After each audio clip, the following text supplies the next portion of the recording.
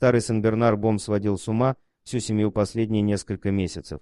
Как только хозяин выходил за дверь, он ложился у порога и начинал протяжно выть. Супружеская пара Татьяна и Владимир после выхода на пенсию переехали жить в загородный дом и исполнили свою давнюю мечту, завели Сенбернара. Когда они жили в квартире, места для большой собаки не было, но территория частного дома позволила им это сделать. С тех пор прошло 10 лет, Сенбернар Бом стал старым, но по-прежнему верно служил своим хозяевам. Татьяна написала письмо в редакцию SM News, чтобы рассказать свою историю. Несколько месяцев назад Сенбернар стал странно себя вести, он постоянно ходил за Владимиром, а когда мужчина уходил, пес ложился у двери и начинал протяжно выть. Сначала Татьяна не обращала внимания, но потом ей стало жутко, когда Сенбернар ложился и выл часами, пока не возвращался хозяин. Она отправляла пса в вольер на улицу, чтобы не слушать эти пугающие звуки. Однако через несколько месяцев она поняла, что несправедливо обращалась с Бомом. В сентябре Владимир поехал в санаторий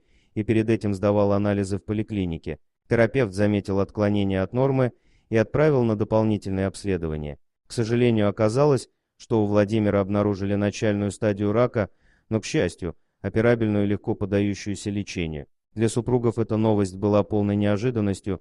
Владимир всегда вовремя проходил все обследования от работы и часто сдавал анализы. Однако рак – болезнь очень непредсказуемая. И тогда супруги поняли, что первым изменения заметил Бом, и именно поэтому он так странно себя вел. Татьяна извинилась перед Сенбернаром и расцеловала его. Верный пес улегся головой на колени хозяину и стал лизать руки. Ведь он так сильно переживал и хотел помочь ему, но никак не мог объяснить. Дорогие друзья, если вам понравилось видео, поставьте лайк, а также подписывайтесь на канал, где найдете еще много интересного.